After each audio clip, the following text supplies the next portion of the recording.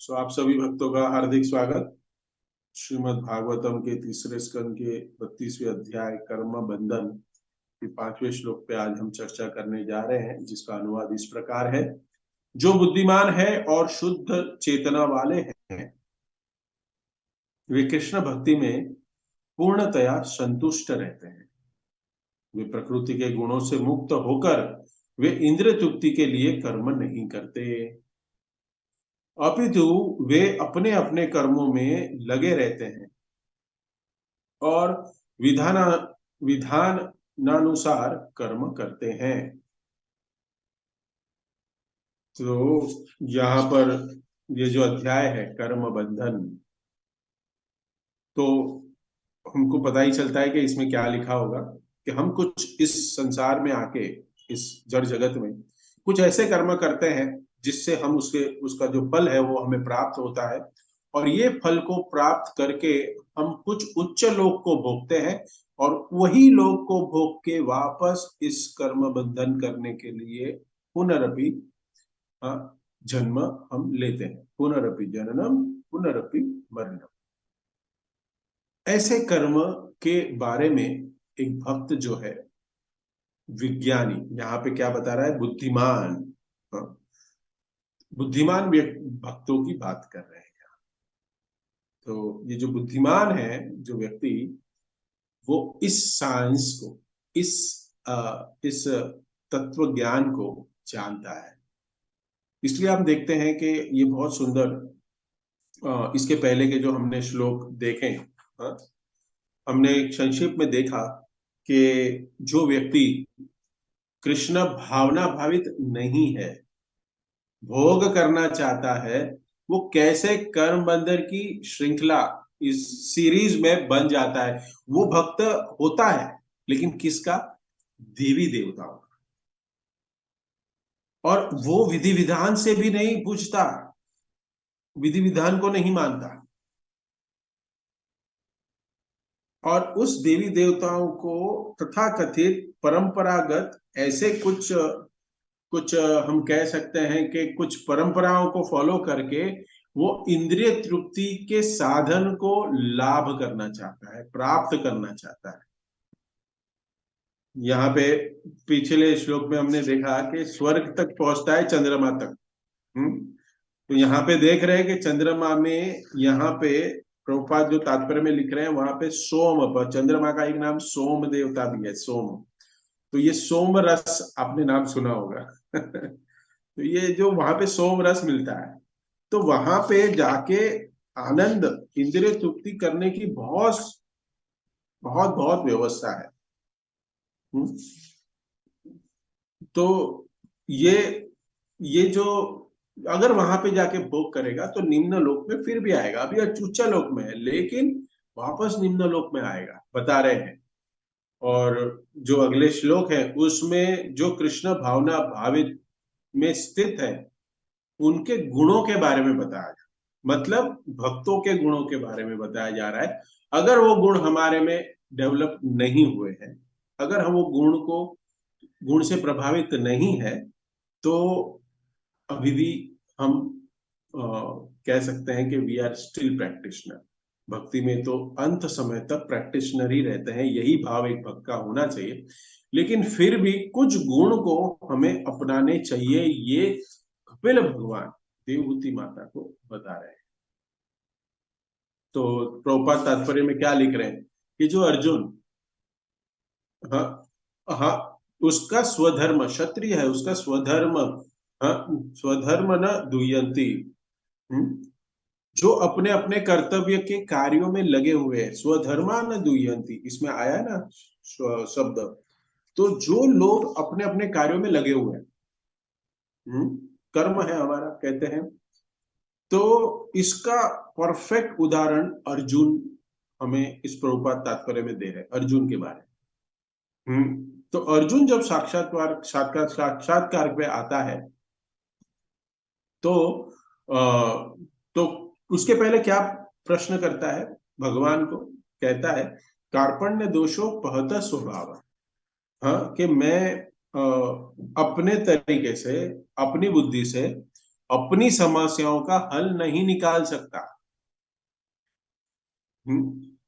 उसके पहले एक अर्जुन सामान्य ज्ञान, जनरल ज्ञान, हाँ, उससे ये सब चीजों को नाप तोल रहा था कि मैं क्या कर रहा हूं, मैं युद्ध कर रहा हूं किसके लिए, क्या फायदा होगा मुझे। हाँ, 5 प्रकार के तर्क देता है, अलग अलग प्रकार के। उसमें से एक तर्क है कि मेरे स्वजन, तो वो उसके पास जो नॉलेज है, नीति शास्त्र है, धर्म शास्त्र है, उसको नजरिया में रख के, और अलग अलग तर्क प्रस्तुत कर रहा है कि मैं युद्ध नहीं होना चाहिए और मैं भी नहीं करूंगा।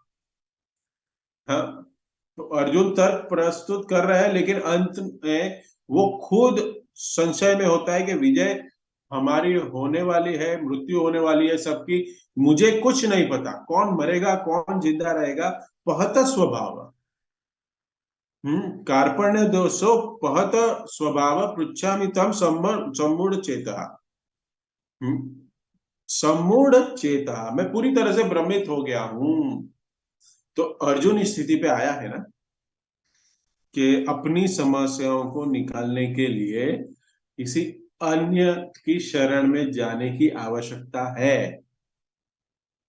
दूसरा साक्षात्कार क्या है, अगले श्लोक में क्या बता रहे कि अगर मुझे पूरी पृथ्वी का, तीनों लोकों का राज्य भी प्राप्त हो जाए ना मुझे, उसके पश्चात भी ये जो मेरी समस्याएं है, मेरे इंद्रिय की जो सुख है ना, उससे मैं बाहर नहीं निकल पाऊंगा। ये आपको पता है, इसको डिटेल में बताने की जरूरत नहीं है। हमारे जीवन में कितनी भी, हाँ, कितना भी धन आ जाए, कितना भी हम धनी बन जाए, कितने भी फ्लैट बन ले, कितने भी हम, हाँ, लालची से, लालसा से हम कितना भी इकट्ठा कर ले, लेकिन थोड़ा और नहीं, बहुत ज्यादा और की भावना रहती ही है, क्योंकि कभी भी संतुष्ट नहीं होंगे हम। किसी की सैलरी 5 डिजिट में है, वो सोचता है कभी 6 डिजिट हो जाए, कभी 6 डिजिट वाला सोचता है कभी 7 डिजिट हो जाए, 7 डिजिट वाला सोचता है कि 9 डिजिट हो जाए। ये डिजिट बढ़ते जाते हैं, लेकिन संतुष्टि नहीं होती, नेवर हैपेंस। उसके खर्चे बढ़ते जाते हैं, उसकी आकांक्षा बढ़ती जाती है, उसकी इच्छाएं बढ़ती जाती है। This is the cycle. ये अर्जुन को समझ में आ गया, और उसी में हम भी फंसे हुए। तो पहले अर्जुन युद्ध यही करना चाहता था, पर सारे कारण दे रहा है बुद्धि का प्रयोग करके। लेकिन यहाँ पे बहुत समझने की चीज है, अर्जुन बुद्धिशाली नहीं है, नहीं, सर्वश्रेष्ठ धनुर्धर है। हम्म, हो सकता है कोई बहुत अच्छा इंजीनियर हो, कोई बहुत अच्छा बिजनेसमैन हो, कोई बहुत अच्छा एम्प्लॉय हो सकता है, बहुत अच्छे से कोई अच्छा ऑफिस का काम कर रहा है, अपने घर के काम कर रहा है, बहुत अच्छे से करा रहा है, सब कुछ कर रहा है, लेकिन उसको बुद्धिमान व्यक्ति भगवत गीता और श्रीमद् भागवतम के अनुसार, भगवान के अनुसार नहीं है। अगर कोई व्यक्ति ज्यादा पढ़ा लिखा नहीं है, लेकिन अगर वह अपने जीवन को कृष्ण भावना भावित और भगवान, और जो भी फल मिल रहा है, कर्म का फल जो प्राप्त हो रहा है, वो अगर कर्म फल सारा भगवान को अर्पित कर रहा है नियम के अनुसार, तो वो कृष्ण भावना भावित ही है, वो बुद्धिमान व्यक्ति नहीं। यहाँ पे ये उसका एसेंस है। अर्जुन भी अंत में प्रमाण पे आता है कि मुझे भी शरणागति लेनी ही पड़ेगी, क्योंकि मुझे कुछ समझ नहीं रहा है, व्हाट शुड आई डू। तब वो भगवान के निर्देशन को पालन करना शुरू करता है, जब उसको ये पता चलता है। लेकिन ये तब ज्ञान आता है उसको, जब वो भगवान से भगवत गीता सुनता है।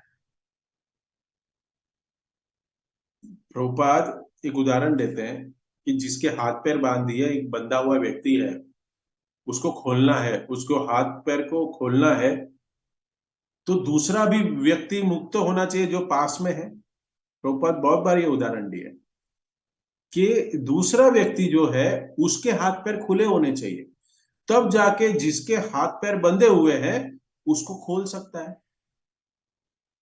हम्म।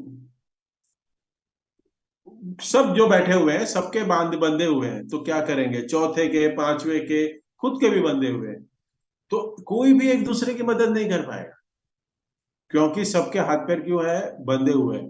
तो ऐसा व्यक्ति चाहिए जिसके हाथ पैर खुले हुए हो, खुले हाथ पैर वाले होंगे वो दूसरे की रस्सी खोलेगा। उसी तरह से जो प्रकृति के तीन गुणों से मुक्त है, दैवी ऐसे गुणमयी मम माया दूरतया।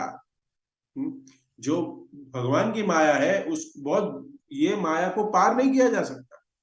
हम्म, बहुत ही विशाल है पहाड़ की तरह, उसको लांग नहीं सकते हम। लेकिन जो मेरी शरण में आता है, प्रभुपाद क्या कहते हैं कि भगवान की शरण में जाते हैं कोई, और या तो फिर दूसरे भगवान के प्रतिनिधि है उसकी शरण में जाते हैं। लेकिन फर्स्ट में थोड़ा प्रॉब्लम है, क्योंकि भगवान के शरण में जाने से वो पारंपरिक, जैसे वो देखता है वैसे ही भक्ति के नियमों को पालन करना शुरू कर देता है। लेकिन अगर वो भगवान के भक्त के निर्देशन के अनुसार उसके उसके उसको सरेंडर हो जाता है, उसके पास जाता है, तो उसके चांस थोड़े विधि विधान से भक्ति करने के ज्यादा है। हम्म, क्योंकि जो भगवान का भक्त है वो तो मुक्त जीव है ना, और वो जो मुक्ति के रास्ते पर है, मुक्त है या मुक्ति के रास्ते पे है। तो जब अर्जुन भगवत गीता सुनता है क्या, तब भगवान को कहता है करिष्ये वचनम भव, नष्ट मोह श्रुति लब्धा। हाँ, मेरा मोह नष्ट हो गया है। मेरा मोह नष्ट हो गया है, मेरा मैं वही करने को तैयार हूं जो आप कहोगे। मैं आपको फुल्ली सरेंडर हूं, मेरा मोह नष्ट हो गया है, आप जो कहोगे वो मैं करूंगा। अर्जुन ने कर्म किया। अर्जुन अगर पहले लड़ता तो उसको कर्म फल कहते, उसका फल उसको मिलता। लेकिन अर्जुन भगवत गीता सुनने के बाद भी वही कर्म कर रहा है, इसको ध्यान से समझिए। कोई क्या मतलब क्या कहते हैं मालूम है, प्रभु जी भक्ति करना इम्प्रैक्टिकल है, क्या मंदिर में बैठ जाए, हम क्या करें। आगे हम इसके विषय में डिटेल में और चर्चा करेंगे। लेकिन ये समझिए, भगवत गीता पढ़ने के बाद अर्जुन ने युद्ध किया, जो कार्य करने आया था। इसका मतलब क्या है कि हम धरती पे आए हैं, हमें भगवान ने जो भेजा है, संसार में फंसे हुए हैं, वो कार्य करो, करना ही पड़ेगा। जो नहीं पढ़े हैं संसार में वो मत पढ़िए, उनके पास ऑप्शन है। लेकिन जो ऑलरेडी गिर चुके हैं कुएं में, तो कुएं में गिर के वहां पे आनंद का अनुभव मत करो। जो रस्सी डाल रहे हैं, बकेट में बैठ जाओ, और जो खींच रहा है ना, वो खींचेंगे हमें, सिर्फ हमें क्या करना होगा, बकेट को या तो रस्सी को पकड़ना होगा। लेकिन हम क्या कर रहे हैं, रस्सी को छोड़ रहे हैं, छोड़ भी नहीं रहे, ढीला पकड़ा, पकड़ने की एक्टिंग की है, लेकिन रस्सी ढीली पकड़ी है। तो गुरु खींच रहा है हमें, लेकिन रस्सी ऊपर जा रही है, लेकिन हम नहीं ऊपर जा रहे। ये उदाहरण बहुत रेलिवेंट है, एक भक्त से सुना था मैंने। ये हमारी परिस्थिति है, हम सारे बद्ध जीव की। तो साधक जो होता है उसको पूर्णतः कृष्ण भावना अमृत में स्थिर होने के लिए यहाँ कह रहे हैं। जो बुद्धिमान है और शुद्ध चेतना वाले हैं, वो कृष्ण भक्ति में पूर्णतया संतुष्ट रहते हैं और स्थिर है। हाँ? तो उसके कुछ लक्षण है, उन लक्षणों के बारे में यहाँ बताया गया है कि वो धीर है, धीरा निसंगा, न्यस्त कर्मण, प्रशांत शुद्ध चेतसा। ऐसे पूरे श्लोक में ये जो थीम है ना, ये श्लोक में जो बताए हैं, ये शास्त्रों में बार बार हमें बताया जाता है भक्तों के गुण के बारे में।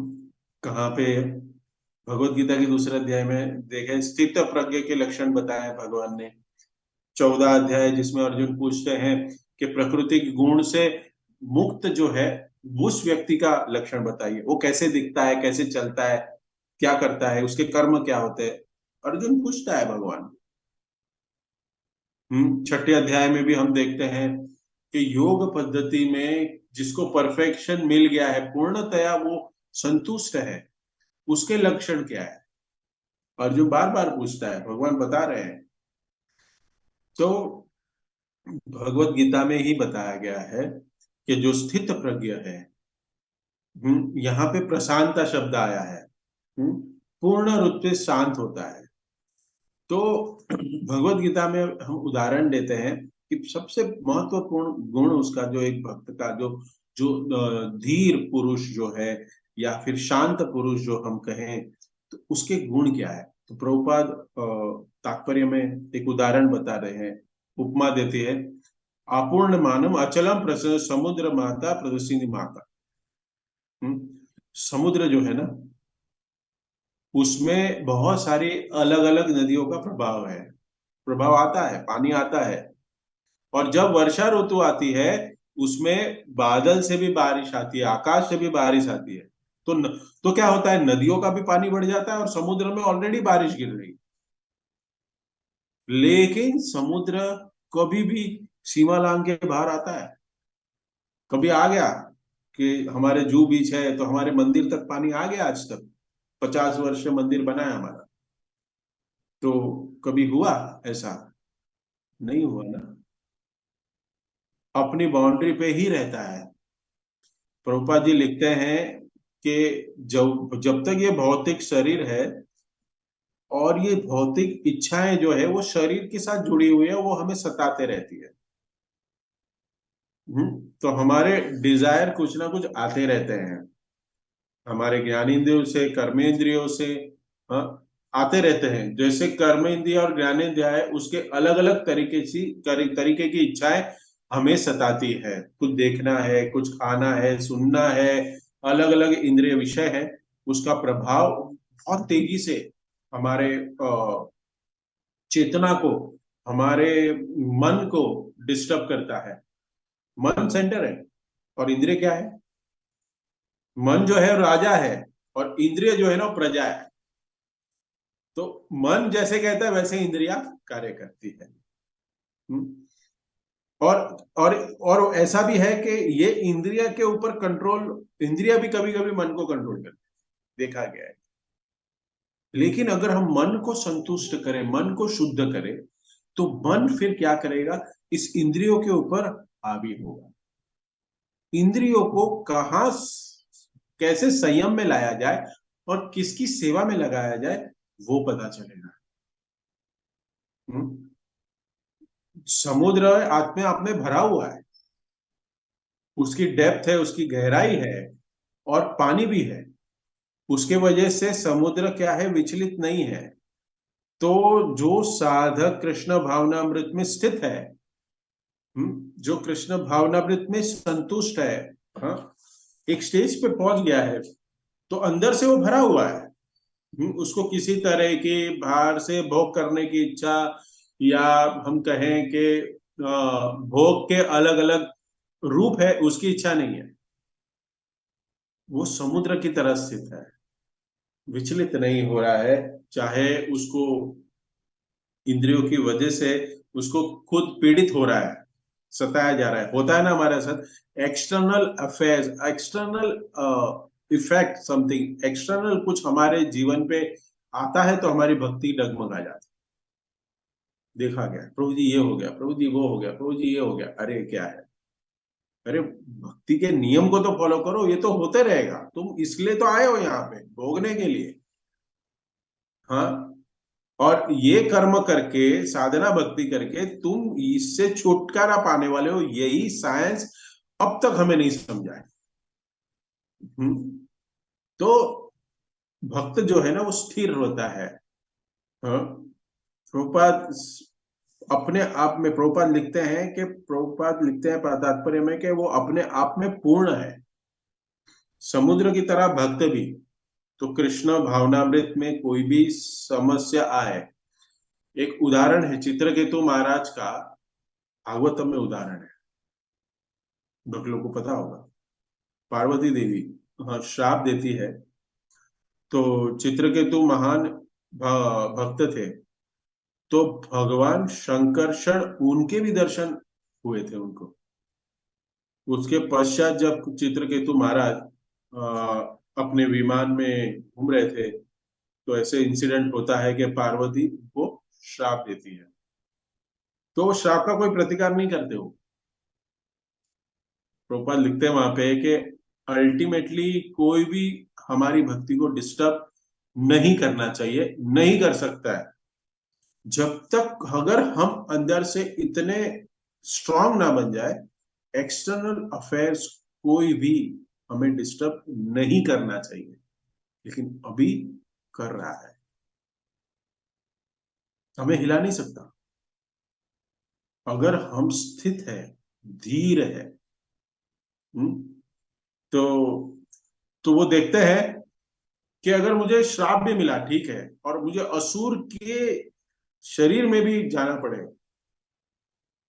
तो भी ठीक है, असुर का शरीर तो सही है, लेकिन कृष्ण भक्ति में मैं जो स्थित हूं उसको कोई डिस्टर्ब नहीं करेगा। जो नारायण परायण है, वो पूरे तरीके से स्थित है, वो उसके लिए स्वर्ग हो या नरक हो या अपवर्ग हो, कुछ भी, हाँ, उसको कोई फर्क नहीं पड़ता, सब समान है उसके लिए। तो अगर हमारे कृष्ण भावनामृत में हम परेशान हो रहे, विचलित हो रहे हैं, वो हमारी कमियां हैं। हम इसके कारण भक्ति नहीं कर पाया, प्रभु जी उसने ऐसा किया इसके लिए हो गया, प्रभु जी वो ये हो गया, प्रभु जी वो हो गया, कारण देते रहते हैं। सर्व कारण कारण, हम ऐसे व्यक्ति की भक्ति कर रहे हैं जो सर्व कारण का कारण है। और भक्त क्या सोचता है, मैं भी चतुर हूं, इसलिए अपने काउंसिलर को, अपने गुरु को कारण देते रहता है। प्रभु जी ये हो गया, प्रभु जी वो हो गया, ये हो, क्या करूं, उसने ऐसे किया इसके लिए नहीं कर पाया, ये सेवा नहीं वो, क्योंकि ये नहीं हुआ, वो नहीं हुआ। No, if we assign service to anyone, if you get any service to anyone, तो पैरल एक्टिविटीज उसके लिए जड़ तक जाना चाहिए। अपनी सेवा कहाँ अटक गई, अरे वहां अटक गई, तो वो कैसे होगी, उसी में भी जाना चाहिए। नहीं, मुझे इतना दिया था, प्रसाद डिस्ट्रीब्यूशन सेवा दी है, तो मैं चम्मच लेके खड़ा रहूंगा जब तक उसके मेरे बकेट के अंदर प्रसाद नहीं आता। प्रसाद आ गया, चलो, प्रभु जी चम्मच नहीं है, क्या करें, अरे ढूंढो, या फिर मांगो पहले ही एडवांस में कि यहाँ पे एक चम्मच कम है, दो चम्मच कम है, तीन कम है, यहाँ पे ये लगेगा, वहां पे वो लगेगा, हम खड़े हो जाते हैं। देखा गया है, ऐसे नहीं है। सर्विस मीन्स पूरा पूरा मैनेजमेंट, पूरा अरेंजमेंट करना चाहिए। मैं उस वजह से भक्ति नहीं कर पाया, इस वजह से ये नहीं हुआ, उस वजह से प्रसाद डिस्ट्रीब्यूट नहीं हुआ, प्रसाद कम पड़ गया, प्रभु जी ये कम हो गया, वो कम हो गया। तो हमारा जो मन है ना, डिजीज्ड है, मन हमारा बीमार है। उस बीमार मन की वजह से हम दूसरों पे आक्षेप लगाते हैं, परिस्थितियों पे आक्षेप लगाते हैं कि प्रभु जी मेरी परिस्थिति तो नहीं है। कर रहे हैं बहुत लोग, हाँ, सुबह मॉर्निंग सेशन में सब लोग आ रहे हैं, सब जपा कर रहे हैं 16 माला, लेकिन मेरी परिस्थिति ऐसी नहीं है प्रभु जी। नहीं, आपने अपनी परिस्थिति खुद बनाई है। हम्म। तो दूसरे लोग अपने कृष्ण भावनामृत में प्रगति नहीं करने के कारण नहीं है, हम ही हमारे कारण है। समुद्र अपने आप में स्थित है, समुद्र स्थित है ना, उस तरह से भगवान समझाते हैं कि जो स्थित प्रज्ञ होता है, उसका ये लक्षण है। भगवान बताते हैं, प्रजा हाथी यदा कामान सर्वन काम मनोगतान, प्रजा हाथी यदा कामान, एक जो मन में उठने वाली जितनी भी इच्छाएं है ना, उसका त्याग करता है। इंद्रिय इंद्रिय विषय, मन, मन के संसर्ग में आने से जो भी इच्छाएं उत्पन्न होती उसका त्याग करता है। वो आत्मा के कार्यकलापों से संतुष्ट है, वो एक संतुष्ट आत्मा है। सो ऐसे बहुत सारे महान भक्त हुए हैं हमारे, कि इन्होंने स्थित प्रज्ञ का उदाहरण प्रस्तुत किया है, और उनमें हम गुण देख सकते हैं। शुद्ध चेतना में है। बार बार हम उदाहरण लेते हैं ठाकुर हरिदास का। कितने सारे एक्सटर्नली उनके ऊपर कितनी पीड़ाएं हुई, लेकिन वो टस से मस नहीं हुए। अपनी भक्ति में थोड़ा भी रंच मात्र भी कॉम्प्रोमाइज नहीं हुआ। उल्टी उनकी भक्ति और तीव्र होते गए। हमारा उल्टा होता है। हमारा क्या होता है, थोड़ा सा कुछ हो गया ना, कारण मिल जाता है, तो भी हम 16 माला जप करना छोड़ देते हैं। बताना नहीं चाहिए, नाम नहीं लूंगा। महाराज जी के साथ सेवा करते करते महाराज जी की कृपा है, तो लोगों को लगता है कि ट्रबल शूटर है मैं। मुझे ट्रबल शूटर करके समझ लिया है सभी ने। तो जैसे हमारे राधा रास बिहारी, या फिर कहें हम राधा गिरिधारी, फिर राधा मदन मोहन हमारा खारगर का। तो जू में भी कुछ भक्त लोग आते हैं, प्रभु जी ये देखो ऐसा हो गया, क्या करें। तो थोड़ी एक्सपीरियंस है, उससे सलाह देने की कोशिश करता हूँ मीरा रोड में भी। और क्या हो गया, अभी 2-3 दिन पहले एक खारगर से माता जी का फोन आया कि प्रभु जी ये व्यक्ति के वजह से बहुत प्रॉब्लम हो रहा है मुझे, तो वो व्यक्ति का आप कुछ करिए, महाराज जी से कह के आप कुछ करिए।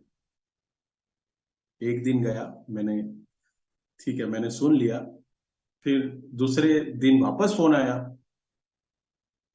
तो मेरे पास मैंने नंबर सेव नहीं किया था क्योंकि, तो फिर मैंने से मिस हो गया। तो फिर व्हाट्सएप आया, देन वापस मैंने कॉल उठाया, तो मतलब प्रभु जी अगर मुझे मेरा सॉल्यूशन नहीं मिला ना, तो मैं कंठी माला छोड़ छोड़ दूंगी और माला भी करना बंद कर दूंगा। ये क्या है? So this is the perfect example. हाँ, 2 दिन से ये जब श्लोक पढ़ रहा था, तब मुझे ये परफेक्टली याद आ गया कि देखो ये इंसिडेंट जो अभी हो रहा है ना, इसका जीनु एकदम परफेक्ट उदाहरण है कि भाई उस थर्ड व्यक्ति मीन्स वो भी भक्ति है, ठीक है, और सभी प्रकृति के 3 गुणों में प्रभावित है। हम सभी लोग, कोई भी शुद्ध चेतना पे, शुद्ध भक्ति पे, या कृष्ण प्रेम अभी तक प्राप्त नहीं कर लिया, हम सब साधक है। तो फिर उसके वजह से, हाँ, आप कंठी माला छोड़ दोगे, मंदिर आना बंद कर दोगे, जप करना बंद कर दोगे। इसका कारण क्या है पता है? इसका कारण यह है कि कोई भी प्रामाणिक और काउंसलर या कोई शिक्षा गुरु की शरणागत हमने नहीं ली है। ट्रेनिंग की कमी। ये भक्ति जो लता बीज है ना, ये जो भक्ति है, इसकी वैल्यू नहीं पता, तो इसी एक थर्ड व्यक्ति के लिए हम अपने आप को इतना डिस्टर्ब कर लिए हैं। और अपने आप, हम जो भक्ति मिली है, उस भक्ति को हम कंटिन्यू नहीं कर पा रहे। ये क्यों है? क्योंकि बुद्धि नहीं है। और ये बुद्धि नहीं है मतलब दिया तो है सबको, 1.25 किलो वजन सबका है, लेकिन कोई किसी का बहुत शार्प है, किसी का मंद है, सबके पास है, लेकिन उसका उपयोग करना चाहिए। और उसके अंदर क्या, हाँ, जैसे एक कंप्यूटर होता है, उसमें बेसिक सब कुछ होता है, लेकिन आप एक्सटर्नली उसके अंदर सॉफ्टवेयर डालते हो, तब जाके वो लैपटॉप या कंप्यूटर आप अपने यूज में ला सकते हो। वैसे ही बुद्धि दी है हमें, लेकिन उस बुद्धि के अंदर हमें शास्त्रों का ज्ञान डालना है, मटेरियल नॉलेज नहीं डाल। अगर हम मटेरियल नॉलेज डालते रहे तो कर्म बंधन में और बंधते जाएंगे, क्योंकि ये जो मटेरियल नॉलेज है, ये जो हमारे तथाकथित इस संसार के जो विद्वान, तब विद्वान तब बनने के लिए जो शास्त्र है, शास्त्र तो नहीं कह सकते उसको, जो बुक्स है, वो हमें कर्मफल का विज्ञान नहीं समझा है। इसलिए हमें शास्त्रों का अध्ययन करके हमें इसको समझना चाहिए। तो हमें संतुष्ट और प्रसन्न आत्मा बनना है, संतुष्ट बनना है। लेकिन ये कैसे हो प्रभु जी, आप बता रहे हो कैसे होगा ये चेतन जो है ना, हमारी चेतना बहुत जन्मों से, बहुत बहुत जन्मों से कलुषित हो गई है, कंटेमिनेटेड हो गई है। तो व्यक्ति क्या है, जिस गुण में है ना, उस गुण में वो समझता है कि मेरे लिए वही सबसे अच्छा गुण है, वो ऐसे समझता है। जैसे कोई व्यक्ति आलसी है, हम्म, हाँ, गंदी जगह पे रहने की आदत है, उसको क्या लगता है यही सही है। जैसे हम सुअर का उदाहरण लें, कि उसको गंदी जगह में रहना है, उसको क्या लगता है कि ये मेरे लिए सबसे बेस्ट है। क्यों? क्योंकि वो वैसे गुण में है। हाँ, वो गुण है उसका वो। उसको समझता है कि उसको उसमें से निकालेंगे ना, तो भी क्या करेगा वो, तो भी वापस जाएगा उसमें। कोई ज्यादा पैशनेट है, कोई ज्यादा रजोगुण में है, हाँ, उसी उसकी बहुत सारी इच्छाएं हो सकती है। हाँ, और बाकी उसके आसपास के लोग जो हैं, जो भौतिक इच्छाएं नहीं रखे हुए हैं, जो सतोगुण में है, या फिर कहो कि रखे हुए हैं, इच्छाएं रखे हुए हैं और तमोगुण में है। तो जिस व्यक्ति जिस स्थिति में होता है, उसे लगता है कि उसमें एक तरीके से अपने आप को आइडेंटिफाई करना शुरू कर देता है। उसको लगता है कि मैं ही सही हूं। तो उसकी चेतना को शुद्ध होना बहुत कठिन है। सब लोग अलग अलग गुण में बंधे हुए हैं, बहुत सारे गुणों के मिश्रण से भी बना हुआ है। तो चेतना का शुद्धिकरण जो है ना, वो चेतना का शुद्धिकरण, कृष्णा कॉन्शियसनेस के जिसको कहते हैं, ये हमारी चेतना का शुद्धिकरण है। ये तब होगा हम जब हम ऐसे भक्तों की संग में ही रहेंगे, जो भक्ति में कुछ एक स्तर पे अपनी भक्ति को ले जा चुके, जिन्होंने अपनी इंद्रियों को और अपने इच्छाओं का दमन किया है, निरंतर भगवान की सेवा में लगे हुए हैं। सेवा से और संग से शुद्धिकरण होता है। सेवा करने का भाव और एसोसिएशन लेने का भाव, जो महान भक्त है, उनका एसोसिएशन लेने का भाव कैसे प्रकट होता है? रीडिंग से, शास्त्रों को सुनने से और पढ़ने से।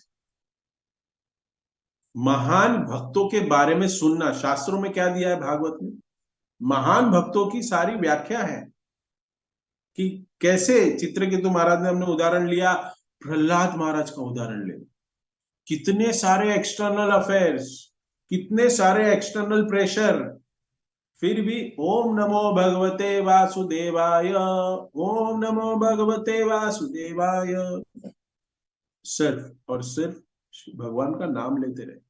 और ये नाम भगवान, भगवान का नाम उसको बचाते गए। देखिए, भक्तों का संग करना और सेवा करना, उसके माध्यम से हमारी चेतना शुद्ध होगी। क्योंकि सेवा में, when you do the service for Krishna, when you do service for devotees, when you do service for Guru, your consciousness indulge in it. तुम सिर्फ और सिर्फ उस सेवा के बारे में सोचते हो, that is the Krishna consciousness. ये कर्म है हमारा। अल्टीमेटली हमें इस चीज पे ध्यान करना चाहिए, मनन करना चाहिए। एक बहुत ही उच्च स्तर के डिवोटी है, उसके साथ जब मैं चर्चा कर रहा था, तो वो बता रहे थे कि हर एक को, ये मैं थोड़ा थोड़ा इसको प्रैक्टिस करता हूँ, लेकिन फिर भी हम बद्ध जीव हैं, भूल जाते हैं। वो बता रहे थे कि हर रोज रात को सोने के पहले ये मनन करना चाहिए कि मैंने पूरे दिन में अपना जो कर्म करते हुए मैंने भगवान का स्मरण कितने समय किया, ये कार्य मेरा कृष्ण के साथ कनेक्टेड है या नहीं है, ये मैं साधना भी कर रहा हूं तो ये भगवान को मैं याद कर रहा हूं या नहीं है, या मैकेनिकल है। तो ये पूरे सुबह उठने से लेकर रात्रि सोने तक मैं भगवान के लिए कितनी सेवा कर रहा हूं, प्रभुपाद के मिशन के लिए कितनी सेवा कर रहा हूं, समाज के लिए क्या कर रहा हूं, क्या मैंने जितने भी कर्म किए, जितना भी कार्य किया, वो सब मेरे लिए किया? हाँ, या फिर मैंने भक्ति के लिए किया, भगवान के लिए किया, प्रभुपाद के लिए किया, गुरु के लिए किया? हम्म कितने समय हम स्मरण कर पाए? ये साधना करते समय कृष्ण का स्मरण होना चाहिए। अल्टीमेटली हम जो चीजों को नापते हैं ना, मात्रा में, क्वांटिटी में, लेकिन हमारी चेतना का शुद्धिकरण वो क्वालिटेवली अगर होगा तो होगा प्यूरिफिकेशन। प्योरिफिकेशन ऑफ हार्ट हो रहा है क्या, नहीं हो रहा है, वो कैसे हम नापेंगे? हम्म अगर हम छोटी सी ये चीज करते हैं ना, प्रैक्टिस करते हैं, तो हम खुद देख पाएंगे कि हम बहुत धीरे धीरे हम प्रगति करेंगे। और ऐसे भी देखा गया है कि बहुत कम समय है पूरे दिन में जब हम भगवान कृष्ण को याद किए। अरे प्रभु जी, मैंने तो याद ही नहीं किया, स्मरण ही नहीं हुआ, मैं तो प्रोग्रामिंग करते रह गया, काम करते रह गया, लेकिन भगवान को नहीं याद किया मैंने आज। देखिए, होता है ऐसा।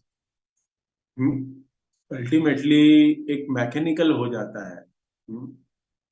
तो अपने आप में कार्य करने हैं, महत्वपूर्ण कार्य है, लेकिन उस कार्य से महत्वपूर्ण वो सेवा जो कर रहे हैं, उससे हमारा शुद्धिकरण होगा।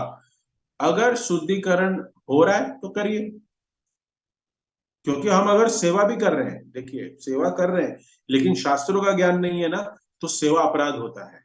इसलिए मैंने कहा कि सेवा और भक्तों का संग, इस दोनों में शास्त्र का ज्ञान होना बहुत जरूरी है, नहीं तो वो सेवा मैकेनिकल होगी और सेवा अपराध होगा। और फिर भी सेवा करने के बाद भी चेतना शुद्ध नहीं हो रही है। अगर कोई व्यक्ति सेवा कर रहा है फिर भी चेतना शुद्ध नहीं हो रही है, तो समझ जाइए सेवा अपराध कर रहा हूं मैं। सेवा अपराध से बचना चाहिए। नाम अपराध से तो रोज हम बच रहे हैं, हम बचने की कोशिश कर रहे हैं, पढ़ तो रहे हैं, लेकिन सेवा अपराध से भी बचना है। पता है आपको, एक पौधा है, उस पौधे में अच्छा फ्रूट आए हैं, लेकिन वो फ्रूट आए तो हैं, लेकिन बहुत साथ साथ में बहुत कुछ कीटक जंतु वो सब पेड़ पे बैठे हुए हैं। अगर वो हम उसके लिए जो जंतुनाशक दवाई है वो सब अगर हम नहीं कर रहे हैं, तो फ्रूट कोई काम का नहीं है, हम नहीं खा सकते। हम साधना करते जा रहे हैं, हाँ, हम भक्ति करते जा रहे हैं, लेकिन हमारी चेतना शुद्ध नहीं हो रही है, तो कैसे होगा? एक्सटर्नली लोगों को लगेगा, हाँ, दिखाने के लिए एक्सटर्नली अगर लगेगा ऐसे कि नहीं हो रहा है, लेकिन लेकिन इंडिविजुअल हमको ही भगवत धाम जाना है ना, इसके लिए हमें चेतना शुद्ध करनी पड़ेगी। तो हो सकता है कि बहुत सेवा कर रहे हैं और अहंकार भी बढ़ रहा है, साधना कर रहे हैं उतने अनर्थ बढ़ते जा रहे हैं। तो उस साधना में प्रॉब्लम नहीं है, सेवा में प्रॉब्लम नहीं है, प्रॉब्लम कहाँ है? हम अपने अनर्थ को बना रहे हैं।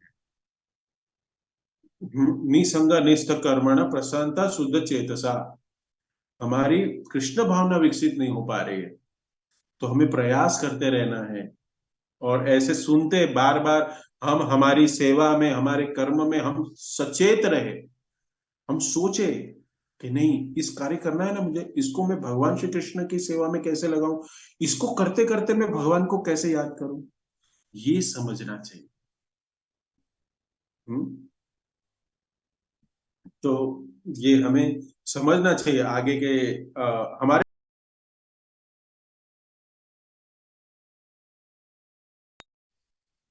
तो हमें ये समझना चाहिए कि अ, हमारे जो कर्म है वो भगवान की सेवा में लगा। यहाँ पे आगे के श्लोक में बहुत सुंदर श्रृंखला है गुरु, कैसे हम कर्मों को भगवान की सेवा में लगाएं, और करने की सेवा में लगाते लगाते हम हमारी चेतना को कैसे शुद्ध करें।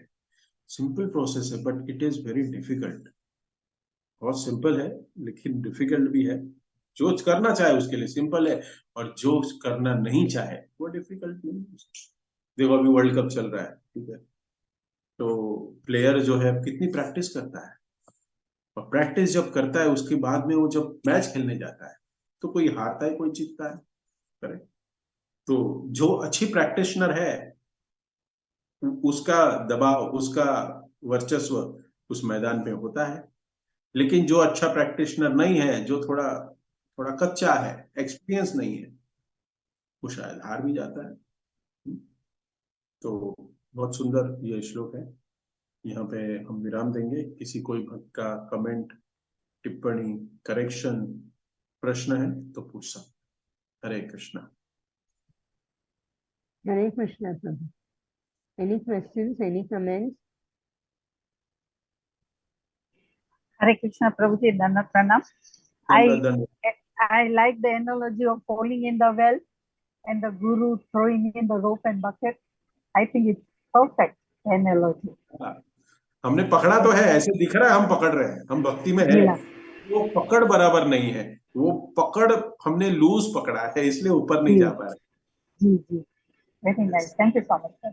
This is what I say when we associate seniors, when we associate devotees, we always ask questions. ये मेरी प्रैक्टिस है।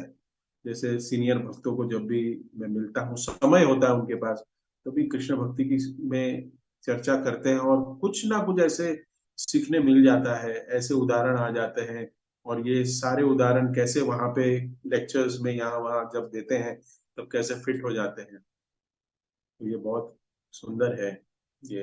Yes, thank you, thank you, bless me, thank you. और किसी का प्रश्न? Prabhuji, sometimes situations are external and beyond our control, and that we are not making excuses, but situations are like that, that is beyond our control. Then what happens? Matlab, It has a standard answer that we should not be affected with the external situations. That is a standard answer. But it may be the answer can be vary with the what is that external situation or affairs which is controlling on us, or which is binding us, or which is not promoting us to elevate in the Krishna consciousness. But it depends on. But the standard अगर मैं कहूँ कि वो affairs को हम effect नहीं करना चाहिए, but it will come, it will take some time. It will take some time, मतलब I am talking about years. यहाँ पे दिन का नहीं होता है भक्ति में। हाँ, हो सकता है कि इतना वो 100% सरेंडर हो रहा है, but at this situation whatever external problems comes, you try to understand, सबके लिए है, हिंदी में बोल रहा हूं। जब भी ऐसी सिचुएशन आती है ना जो आपके कंट्रोल में नहीं है, दैट मीन्स वो भगवान श्री कृष्ण के कंट्रोल में है, तो आपको भगवान श्री कृष्ण के पास ही जाना चाहिए। लेकिन इस स्थिति में हम क्या करते हैं, हम उसको अपने हिसाब से कंट्रोल करना चाहते हैं, और फिर हम पीड़ा अनुभव करते हैं।